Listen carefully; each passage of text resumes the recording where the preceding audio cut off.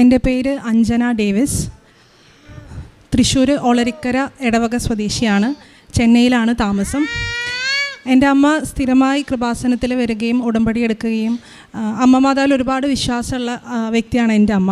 അപ്പോൾ എപ്പോഴും എൻ്റെ അടുത്ത് കൃപാസന അമ്മയുടെ അടുത്ത് പ്രാർത്ഥിക്കാൻ പറയാറുണ്ട്, വരാൻ പറയാറുണ്ട്. പക്ഷെ എനിക്കധികം വിശ്വാസം ഉണ്ടായിരുന്നില്ല.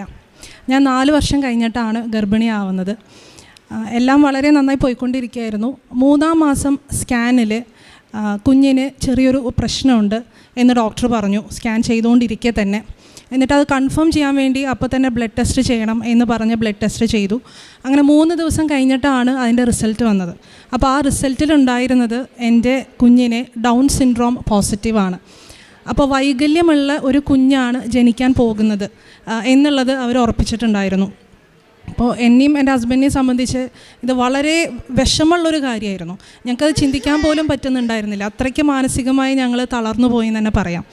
അപ്പോൾ അങ്ങനെ ഈ റിസൾട്ട് കിട്ടിയ അന്ന് രാത്രി ഞങ്ങൾ ഡോക്ടറുടെ അടുത്തേക്ക് പോയി. അപ്പോൾ ഓൾറെഡി ഈ സ്കാൻ ചെയ്ത ഡോക്ടർ അറിയിച്ചിട്ടുണ്ടായിരുന്നു നമ്മുടെ ഡോക്ടറിനെ ഇങ്ങനെയാണ് അവസ്ഥ എന്നുള്ളത്. അപ്പോൾ ഡോക്ടർ നമുക്ക് അഡ്വൈസ് തന്നത് നിങ്ങൾ അബോർഷൻ ചെയ്യുമായിരിക്കും നല്ലത്, കാരണം വൈകല്യമുള്ളൊരു കുട്ടിയാണ്. അപ്പോൾ ഈ കുട്ടീനെ നിങ്ങൾ ആജീവനാന്തം ഒരു സ്പെഷ്യൽ ചൈൽഡ് പോലെ വേണം വളർത്താനായിട്ട്. അതിൻ്റെ ബുദ്ധിമുട്ടുകൾ, പ്രശ്നങ്ങൾ, അത് എങ്ങനെയായിരിക്കും പുറത്തേക്ക് വരാം എന്ന് പോലും നമുക്കിപ്പോൾ പറയാൻ പറ്റില്ല. തുടങ്ങിയ കാര്യങ്ങളൊക്കെയാണ് ഡോക്ടർ നമ്മുടെ അടുത്ത് വിശദീകരിച്ച് തന്നത്. അപ്പോൾ അബോർഷനാണ് അവർ സജസ്റ്റ് ചെയ്ത ഏറ്റവും നല്ലൊരു മാർഗം എന്നുള്ളത്. പക്ഷേ എനിക്കും എൻ്റെ ഹസ്ബൻഡിനും അത് ഒരിക്കലും ചിന്തിക്കാൻ പറ്റാത്തൊരു കാര്യമായിരുന്നു. അപ്പോൾ ആ ടേബിളിൽ ഇരുന്നു കൊണ്ട് ആ നിമിഷം തന്നെ ഞാൻ ആദ്യം പറഞ്ഞു, ഞങ്ങൾക്ക് എന്തായാലും അബോർഷൻ ചെയ്യാൻ സാധിക്കില്ല, ഞങ്ങൾ ഒരുപാട് ആഗ്രഹിച്ച് നേടിയൊരു കുഞ്ഞാണ്, ഞങ്ങൾ മുന്നോട്ട് പോവുകയാണ് എന്നുള്ളത്. എൻ്റെ ഹസ്ബൻഡും അതേപോലെ തന്നെ സ്ട്രോങ് ആയി പറഞ്ഞു, ഞങ്ങൾ മുന്നോട്ട് തന്നെയാണ് പോകുന്നതെന്ന്. അപ്പോൾ ഡോക്ടർ വീണ്ടും ഞങ്ങളുടെ അടുത്ത് പറഞ്ഞു, ഇതിൽ നിന്ന് നിങ്ങൾക്കുണ്ടാവുന്ന ദോഷങ്ങൾ നിങ്ങൾ ആലോചിക്കുക, എന്നിട്ട് മതി തീരുമാനം എന്നൊക്കെ. അപ്പോൾ ആ ടേബിളിലിരുന്ന് ഞാൻ ഡോക്ടറോട് പറഞ്ഞ ഒറ്റൊരു വാചകം ഇതാണ്: എൻ്റെ ദൈവം പൂർണ്ണനാണ്, അദ്ദേഹം സൃഷ്ടിക്കുന്ന എൻ്റെ കുഞ്ഞും പൂർണ്ണനായിരിക്കും എന്നുള്ളത്. ഇനി ഇതിനെക്കുറിച്ചൊരു ഡിസ്കഷൻ ഞങ്ങളുടെ അടുത്ത് നടത്തരുത് എന്ന് പറഞ്ഞിട്ടാണ് പോകുന്നത്. അപ്പോൾ ഡോക്ടർ പറഞ്ഞു, ഇങ്ങനത്തെ ഒരു വിശ്വാസം ഞാൻ ക്രിസ്ത്യാനികളിൽ മാത്രമേ കണ്ടിട്ടുള്ളൂ എന്നുള്ളത്. പക്ഷേ എൻ്റെ മനസ്സ് തീർത്തും തകർന്നൊരവസ്ഥയിലായിരുന്നു. ഞാൻ അങ്ങനെ പറഞ്ഞുവെങ്കിലും പ്രാർത്ഥിക്കുന്നൊരു വ്യക്തിയാണ് ഞാൻ, അതുകൊണ്ടായിരിക്കാം. പക്ഷെ തീർത്തും തകർന്നൊരവസ്ഥയിലായിരുന്നു. ഇനി എന്തായിരിക്കും ഒന്നും എനിക്കറിയില്ല. അങ്ങനെ അന്ന് രാത്രി തിരിച്ചു വന്ന് പിറ്റേ ദിവസം രാവിലെ എൻ്റെ അമ്മയുടെ അടുത്ത് ഞാൻ ഫോണിലാണ് പറയുന്നത്. ഇങ്ങനത്തെ ഒരു കാര്യം ഞാൻ പൊട്ടിക്കരഞ്ഞ് പറയായിരുന്നു. അപ്പോൾ എൻ്റെ അടുത്ത് എൻ്റെ അമ്മ പറഞ്ഞൊരു കാര്യമാണ്, നീ ഒന്നുകൊണ്ടും പേടിക്കേണ്ട ആവശ്യമില്ല, അമ്മ മാതാവിനോട് പ്രാർത്ഥിച്ചാൽ മതി, ഞാനാണ് പറയണേ, നിൻ്റെ അമ്മയാണ് ഞാനാണ് പറയണേ, നീ അമ്മ മാതാവിൻ്റെ അടുത്ത് കൃപാസനത്തിൽ പോകും, സാക്ഷ്യം പറയുന്നത് ഇപ്പം തന്നെ നീ നേർന്നോ, നിൻ്റെ കുഞ്ഞിന് ഒരു പ്രശ്നവും വരില്ല എന്നുള്ളത്. ആ നിമിഷം എൻ്റെ മനസ്സ് പൂർണ്ണമായും ആ ഒരു തുറവി എന്ന് പറയില്ലേ, എന്തോ ഒരു ബ്ലോക്കായിരുന്നു എനിക്ക് അമ്മ മാതാവിലേക്ക് വരാനും കൃപാസനവും ഇതെല്ലാം എനിക്കൊരു ബ്ലോക്കായിരുന്നു. ഞാൻ സ്ഥിരമായി കേൾക്കുന്നൊരു കാര്യമാണെങ്കിലും എനിക്ക് ഇങ്ങനത്തെ ഒരു അവസ്ഥയിലൂടെയാണ് അമ്മ മാതാവ് ഒരു പക്ഷേ എനിക്ക് ആ സ്വീകാര്യത എൻ്റെ മനസ്സിന് നൽകിയത്. എൻ്റെ മനസ്സ് ആ നിമിഷം തുറന്നു. പൂർണ്ണമായും ഇതാണ് എൻ്റെ സൊല്യൂഷൻ, ഇവിടെ എനിക്ക് എന്തൊരു സൊല്യൂഷൻ ഉണ്ട് എന്നുള്ള ഒരു ഉറച്ച വിശ്വാസം എനിക്ക് ആ നിമിഷം വന്നു. എനിക്ക് മനസ്സിന് ഭയങ്കര ഒരു ആശ്വാസവും സമാധാനവും വന്നു. ആ നിമിഷം മുതൽ ഞാൻ എൻ്റെ ഗർഭാവസ്ഥയെ, എൻ്റെ കുഞ്ഞിനെ പൂർണ്ണമായി ഞാൻ അമ്മയ്ക്ക് വിട്ടുകൊടുത്തു. പക്ഷെ അന്ന് മുതൽ എനിക്ക് കൃപാസനത്തിൽ വരണം എന്നൊരൊറ്റ ചിന്ത മാത്രമായിരുന്നു മനസ്സിൽ. അതുവരെ ഒരുപാട് അവസരങ്ങളുണ്ടായിരുന്നു, ഞാൻ വന്നില്ല, പ്രാർത്ഥിച്ചില്ല, ഒന്നുമില്ല. പക്ഷെ അതിനുശേഷം ഞാൻ ചെന്നൈയിലാണുള്ളത്. അതിനുശേഷം എങ്ങനെയെങ്കിലും എനിക്ക് അമ്മ മാതാവിൻ്റെ അടുത്ത് എത്തിയാൽ മതി, എൻ്റെ കുഞ്ഞിനെ നേരിട്ട് വന്ന് എനിക്ക് അമ്മ മാതാവിന് സമർപ്പിക്കണം എന്നുള്ള ഒരൊറ്റ ചിന്ത മാത്രമായിരുന്നു. അപ്പം അന്ന് മുതൽ ഞാൻ പ്രാർത്ഥിക്കാൻ തുടങ്ങി. വിശ്വാസ പ്രമാണം എപ്പോഴും ചൊല്ലും, ജപമാലകൾ ചൊല്ലി പ്രാർത്ഥിക്കാൻ തുടങ്ങി. അങ്ങനെ ജനുവരി 10-നാണ് ഞാൻ നേരിട്ട് ചെന്നൈയിൽ നിന്ന് ആലപ്പുഴയിലേക്ക് നേരിട്ട് ഇവിടെ വന്ന് ഇറങ്ങി. ഇവിടെ വന്ന് ജനുവരി 10, 2020 ഞാൻ ഉടമ്പടി എടുത്ത് പ്രാർത്ഥിക്കുന്നത്. ഇതേ സ്ഥലത്ത് അവിടെ ഇരുന്നുകൊണ്ടാണ് ഞാൻ പ്രാർത്ഥിച്ചത്. ഞാനൊന്നും പ്രാർത്ഥിച്ചില്ല, കരച്ചിൽ മാത്രമായിരുന്നു. കരഞ്ഞുകൊണ്ട് മാത്രമാണ് ഞാനിവിടെ ഇരുന്നിരുന്നത്, വേറെ ഒന്നും ഞാൻ പ്രാർത്ഥിച്ചിട്ടില്ല. അപ്പോൾ അങ്ങനെ അമ്മ മാതാവിനെ ഞാൻ അന്ന് ഇവിടെ ഇരുന്ന് പൂർണ്ണമായിട്ടും എൻ്റെ കുഞ്ഞിനെ, ഉദരത്തിലുള്ള എൻ്റെ കുഞ്ഞിനെ, ഇനി നിൻ്റെ കുഞ്ഞാണ് അങ്ങനെ പറഞ്ഞിട്ടാണ് ഞാനിവിടുന്ന് പോയത്. ഇവിടെ വന്ന് എനിക്ക് സാക്ഷ്യം പറയണം, എനിക്ക് പൂർണ്ണമായ ആരോഗ്യമുള്ളൊരു കുഞ്ഞിനെ, ഒരു തരി കുറവ് പോലും ഇല്ലാത്തൊരു കുഞ്ഞിനെ എനിക്ക് തന്നേ പറ്റൂ. നിനക്കത് സാധിക്കുമെന്ന് എല്ലാവരും പറയുന്നു, ഞാനും ഇപ്പോൾ വിശ്വസിക്കുന്നു, എനിക്ക് തന്നേ പറ്റൂ എന്ന് ഞാൻ ഉറച്ച് പ്രാർത്ഥിച്ചിട്ട് കുഞ്ഞിനെ ഇവിടെ ഏൽപ്പിച്ചിട്ടാണ് ഞാനിവിടുന്ന് പോകുന്നത്. അവിടെ നിന്ന് അങ്ങോട്ട് ഈ ഉടമ്പടിയിലുള്ള എല്ലാ കാര്യങ്ങളും കൃത്യമായി തന്നെ നിർവഹിക്കാൻ അമ്മ മാതാവ് എനിക്ക് വലിയ കൃപ തന്നു. അതെൻ്റെ കഴിവല്ല, ഗർഭാവസ്ഥയാണ്. പക്ഷേ എങ്കിലും എനിക്ക് പൂർണ്ണമായി അത് ചെയ്യാൻ സാധിച്ചു. അങ്ങനെ പള്ളിയിലെ എല്ലാ പ്രാവശ്യം കുർബാന ചെയ്യുമ്പോൾ ഇംഗ്ലീഷ് മാസിന് ഞാൻ പോവും, തമിഴ് മാസിന് ഞാൻ പോവും. അത് കഴിഞ്ഞ് അവിടെ നിന്നിട്ടുള്ള ആൾക്കാരുടെ അടുത്തൊക്കെ ഞാൻ ഈ പേപ്പർ കൊടുക്കുമായിരുന്നു. എനിക്കിതെല്ലാം വളരെ മടിയുള്ളൊരു കാര്യമായിരുന്നു, എനിക്കിതൊന്നും ഇഷ്ടമല്ലായിരുന്നു പണ്ട്. പക്ഷേ ഇതെല്ലാം എനിക്ക് പൂർണ്ണമായി ചെയ്യാനുള്ള കൃപ അമ്മ മാതാവ് എനിക്ക് തന്നു.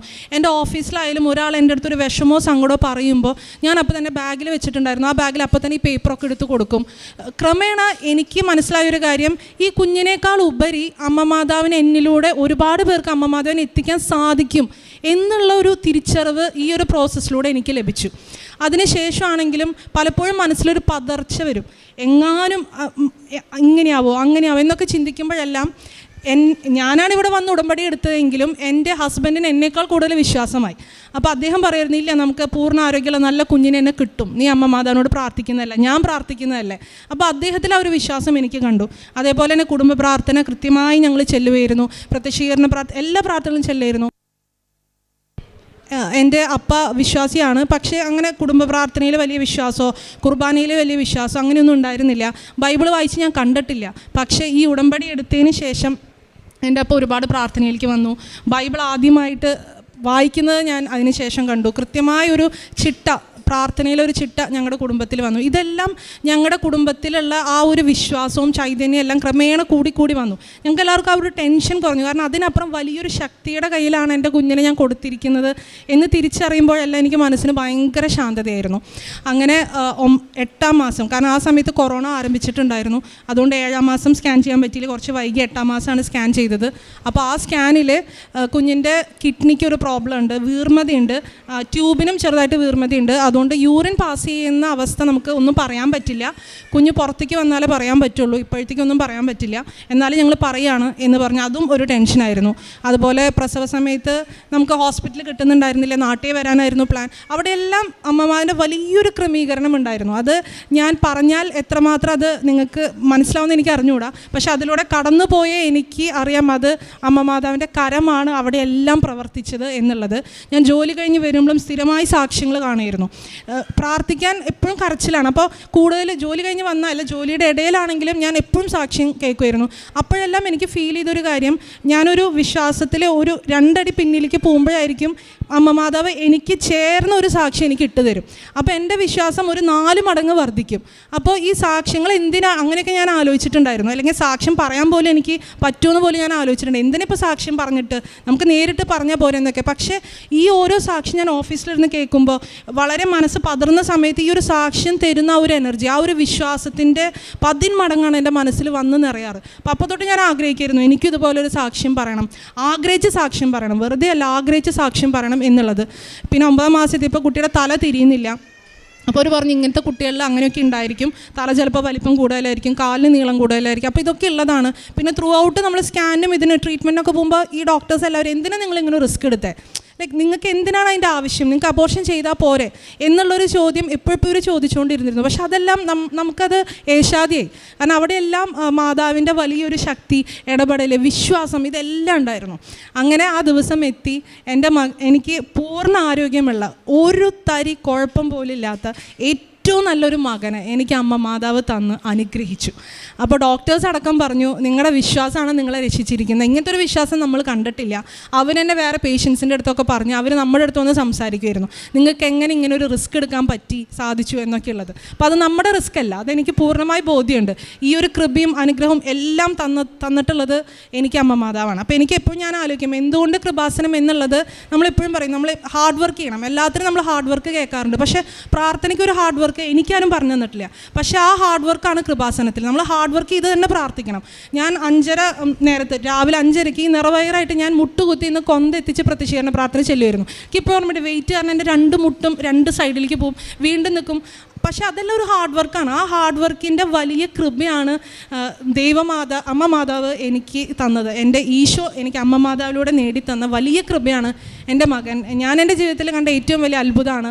എൻ്റെ ദൈവം എനിക്ക് തന്ന ഏറ്റവും വലിയ അത്ഭുതമാണ് ഇന്ന് എൻ്റെ മകൻ. ഒരു കുഴപ്പമില്ലാതെ, കിഡ്നിക്കും കുഴപ്പമില്ല, യാതൊരു പ്രശ്നമില്ലാത്ത നല്ലൊരു മകനെ എനിക്ക് എൻ്റെ അമ്മമാത തന്ന് അനുഗ്രഹിച്ചു. അതിനൊപ്പം തന്നെ ഒരു അനുഗ്രഹം കൂടി ഞാൻ പറയുകയാണ്. എൻ്റെ ഹസ്ബൻഡിന് നിരന്തരമായി 4 വർഷമായിട്ട് നിരന്തരമായി കടുത്ത തലവേദന, അതും രാത്രി മാത്രമേ വരും. 1:30-2 മണി നേരത്ത് ഒരു 3 പ്രാവശ്യം ഞങ്ങൾ ഹോസ്പിറ്റലിലേക്ക് ആ നേരത്ത് കൊണ്ടുപോയിട്ടുണ്ട്. വേറെ ഇഞ്ചക്ഷൻ ചെയ്തിട്ടാണ്, പെയിൻ കില്ലേഴ്സ് ഇഞ്ചക്ഷനൊക്കെ കൊടുത്തിട്ട് ആ ഹെഡേക്ക് പോവും. പക്ഷേ പിന്നീട് ഞങ്ങൾ CT MRI എല്ലാം ചെയ്തു, അതിലൊന്നും ഒരു പ്രശ്നവുമില്ല. പക്ഷേ ഇത് എന്തുകൊണ്ട് ഇത് വരുന്നു ആർക്കൊരു ഉത്തരം അതിനുണ്ടായിരുന്നില്ല. പക്ഷേ കടുത്ത തലവേദനയായിരുന്നു. ആൾ തലയോണയൊക്കെ ഇങ്ങനെ പൊത്തിപ്പിടിച്ചൊക്കെ കിടക്കുമായിരുന്നു. ഭയങ്കര സങ്കടമായിരുന്നു എനിക്ക്, എന്തുകൊണ്ട് വരുന്നു എന്നറിയില്ല. അപ്പോൾ ഇതേ സമയത്ത് തന്നെ ഞാൻ പ്രഗ്നൻ്റ് ആയിരിക്കും ഇങ്ങനത്തെ ഒരു തലവേദന വന്നപ്പോൾ ഞാൻ ഉടമ്പടി തൈലം അദ്ദേഹത്തിന് നെറ്റിയിൽ വരച്ച് പ്രാർത്ഥിച്ചു. ആദ്യം ഒരു ജപമാല ചൊല്ലി. അപ്പോൾ എനിക്ക് ഉറച്ച വിശ്വാസമാണ് ഈ തലവേദന മാറും എന്നുള്ളത്. ഒരു കൊന്ത ചൊല്ലിക്കഴിഞ്ഞു, രണ്ടാമത്തെ കൊന്ത തുടങ്ങിയപ്പോഴേക്കും അദ്ദേഹം പതുക്കെ ഉറങ്ങി. ഇന്നിപ്പോൾ 2.5 വർഷമായി ഇതേവരെ അദ്ദേഹത്തിന് ആ തലവേദന വീണ്ടും ഉണ്ടായിട്ടില്ല. അതും ഞാൻ നേരിട്ട് അനുഭവിച്ച ഒരു രോഗ സൗഖ്യമാണ്. എൻ്റെ അമ്മമാത ഞങ്ങൾക്ക് തന്ന രോഗസൗഖ്യമാണ്. Thank you. ഈശോയ്ക്കും അമ്മയ്ക്കും പ്രത്യേകമായിട്ട് നന്ദി അർപ്പിക്കാം. മരിയൻ ഉടമ്പടിയിലൂടെ നമുക്ക് ഉണ്ടായിരിക്കേണ്ട ഒരു വലിയ ബോധ്യമാണ് നമ്മൾ ഈ സാക്ഷ്യത്തിലൂടെ കേട്ടത്. അനുഗ്രഹം പ്രാപിക്കുക, അത് തീർച്ചയായിട്ടും മരിയൻ ഉടമ്പടിയുടെ ഒരു ഭാഗം തന്നെയാണ്, കൃപ പ്രാപിക്കുക എന്നുള്ളത്. പക്ഷെ അതിനേക്കാളൊക്കെ ഉപരിയായിട്ട് വിശ്വാസത്തിൽ അടിയുറച്ച് നിൽക്കുകയും ആ നിബന്ധനകളും ഒക്കെ പാലിച്ചുകൊണ്ട് 1-ാം സ്ഥാനം ഈശോയ്ക്കും അമ്മയ്ക്കുമാണ് നമ്മൾ കൊടുക്കുന്നതെങ്കിൽ തീർച്ചയായിട്ടും അമ്മ മാതാവ് ഈശോയെ നമ്മുടെ ജീവിതത്തിൽ ഇടപെടും. ഡോക്ടർമാരെക്കാൾ വലിയ ഡോക്ടറായ കർത്താവിൻ്റെ മുമ്പിലേക്ക് പരിശുദ്ധ അമ്മ ഈ മരിയൻ ഉടമ്പടിയിലൂടെ ഒരു വ്യക്തിയെ ക്ഷണിച്ചിട്ടുണ്ടെങ്കിൽ തീർച്ചയായിട്ടും അമ്മ ഒരിക്കലും കൈവിടില്ല. ഡോക്ടർമാർ പല പ്രാവശ്യം ആ ഡോക്ടർ പറഞ്ഞിട്ടുണ്ട്, ഈ കുഞ്ഞിനെ ലഭിക്കില്ല, ഇത് ഉറപ്പായിട്ടൊരു അംഗവൈകല്യമുള്ള കുഞ്ഞായി തീരും, അതുകൊണ്ട് ബെറ്റർ ഓപ്ഷൻ എന്ന് പറയുന്നത് നിങ്ങൾ ഇതിന് അബോർഷൻ ചെയ്ത് കളയുക, അടുത്ത കുഞ്ഞിനെ നോക്കുക, ഈ കുഞ്ഞിനെ കളഞ്ഞേക്ക് എന്ന് ഡോക്ടർമാർ വിധി എഴുതുമ്പോൾ ഡോക്ടറല്ല വിധി എഴുതേണ്ടത്, കർത്താവാണ് വിധി എഴുതേണ്ടതെന്ന് പൂർണ്ണമായി വിശ്വസിച്ചുകൊണ്ട് ഈ സവിധത്തിലേക്ക്, കൃപാസനത്തിലേക്ക് വന്ന് മരിയൻ ഉടമ്പടി എടുത്തുകൊണ്ട് അതിലൂടെയുള്ള എല്ലാ നിബന്ധനകളും കൃത്യമായി പാലിച്ചുകൊണ്ട് നിറവേറോടെ ഇരിക്കുമ്പോഴും അതിലെ പ്രത്യക്ഷീകരണ പ്രാർത്ഥനകളും മറ്റുമൊക്കെ അത് അല്പം ത്യാഗം സഹിച്ചുകൊണ്ട് വില കൽപ്പിച്ചുകൊണ്ട് ഈശോയ്ക്കും അമ്മയ്ക്കും വില കൽപ്പിച്ചുകൊണ്ട് അവർ പ്രാർത്ഥിച്ചപ്പോൾ കർത്താവ് അമ്മയും ആ വിലയെ, ആ ത്യാഗത്തെ അഭിനന്ദിക്കുകയും അതുപോലെ തന്നെ ആ ത്യാഗത്തെ പരിഗണിക്കുകയും ചെയ്തു. ആ ത്യാഗത്തിൻ്റെ വിലയാണ് ഇന്ന് പൂർണ്ണ ആരോഗ്യമുള്ള ഒരു കുഞ്ഞ് ഈ സഹോദരിയുടെ കയ്യിലിരിക്കുന്നത്. നമ്മൾ കർത്താവിനെയും അമ്മയുമാണ് നോക്കിയാണ് ഈ മണ്ണിലേക്ക് കടന്നു വന്ന് ഉടമ്പടി എടുക്കുന്നതെങ്കിൽ ആ നിയോഗത്തേക്കാൾ അപ്പുറമായി നമുക്ക് ലഭിക്കുന്നൊരു ധൈര്യമുണ്ട്, ഒരു ശക്തിയുണ്ട്, ഒരു കൃപയുണ്ട്. ആ കൃപയെ നന്നായി മനസ്സിലാക്കി അറിഞ്ഞവൾ പരിശുദ്ധ കന്യാമറിയം. അതുകൊണ്ട് ആ കൃപയിലേക്കാണ് മക്കളെയും നമ്മളെല്ലാവരെയും ഈ സന്നിധിയിൽ കൊണ്ടുവരുന്നത്, ഈ കൃപയിൽ നിറയാനാണ്. അപ്പോൾ ഈ കൃപ നിറഞ്ഞപ്പോൾ ഇവിടെ വലിയൊരു അത്ഭുതം, ഡോക്ടർമാർ വിധി എഴുതിയതാണ്, ഇനി വേണ്ട, അതിന് അബോർഷൻ ചെയ്ത് കളയെന്ന് പറഞ്ഞെടുത്ത് അമ്മ മാതാവ് ഈശോയും ആ കുഞ്ഞിനെ നൽകി. അതുപോലെ 4 വർഷമായിട്ട് വലിയ കഠിനമായ തലവേദന ഉണ്ടായിരുന്നു ഭർത്താവിന്. അതും ഉടമ്പടിയുടെ ബോധ്യത്തിലൂടെ ഈശോയമ്മയെ സൗഖ്യപ്പെടുത്തുമെന്ന് പറഞ്ഞുകൊണ്ട് ജപമാല ചൊല്ലി കുടുംബധൈര്യം പുരട്ടിക്കൊണ്ട് വിശ്വാസം പ്രമാണം ചൊല്ലിക്കൊണ്ട് കർത്താവിനെ മഹത്വപ്പെടുത്തി അതും ചെയ്തു. അവിടെയും അത്ഭുതകരമായിട്ട് ഇടപെടുകയും ചെയ്തു. പ്രിയമുള്ളവരെ, പരിശുദ്ധ അമ്മയുടെ സാന്നിധ്യം അനുഭവിച്ചറിഞ്ഞവർ, പ്രത്യേകിച്ച് മരിയൻ ഉടമ്പടിയിലൂടെ കടന്നു പോകുന്നവർ തീർച്ചയായും ഓർത്തിരിക്കേണ്ട ഒരു സാക്ഷ്യം തന്നെയാണിത്. ജീവിതത്തിൽ കൊടുക്കേണ്ടത് നിയോഗങ്ങളെക്കാൾ ഉപരിയായി ഈശോയ്ക്കും അമ്മയ്ക്കും പ്രാധാന്യം കൊടുക്കണം എന്നൊരു ഉത്തമ ബോധ്യത്തിലേക്ക് നയിക്കുന്ന ഈ സാക്ഷ്യം, ഈ ഒരു അനുഭവത്തിലേക്ക് പരിശുദ്ധ അമ്മ ഈ മകളെയും അവളുടെ കുടുംബത്തെയും നയിച്ചു. ആ ഒരു ബോധ്യത്തിലേക്ക് നയിച്ചതിന് അമ്മ മാതാവിന് ഈശോയ്ക്കും കോടാനുകോടി നന്ദി പറയാം. അതുപോലെ കുഞ്ഞിനുണ്ടായ അസ്വസ്ഥതകൾ, അതുപോലെ പ്രസവാനന്തരത്തിന് മുമ്പേ തന്നെ കുഞ്ഞിൽ കണ്ട മാറ്റങ്ങൾ, അതെല്ലാം കുഴപ്പം പിടിച്ചതായിരുന്നു. പക്ഷെ അമ്മ മാതാവിന് ഈ കുടുംബത്തെ എത്രമാത്രം ബോധിച്ചു. കാരണം ത്യാഗപൂർണമായ പ്രാർത്ഥന അതിലുണ്ടായിരുന്നു. ആ ത്യാഗത്തിനെ അമ്മ മാതാവ് ഈശോയെ മാനിച്ചു, അവർക്ക് വലിയ കൃപ കൊടുത്ത് അനുഗ്രഹിച്ചു. ഈ മരിയൻ ഉടമ്പടിയിലൂടെ ഈ കുടുംബത്തിന് ചെയ്തു കൊടുത്ത ഈ വലിയ കൃപകൾക്ക് അമ്മയ്ക്കും ഈശോയ്ക്കും കോടാനുകോടി നന്ദി പറഞ്ഞുകൊണ്ട് ത്രിത്വക ദൈവത്തെ മഹത്വപ്പെടുത്തി കരം പഠിച്ച് അവിടുത്തെ ആരാധിക്കാം. ഈശോയെ നന്ദി, ഈശോ ആരാധന, ഈശോയെ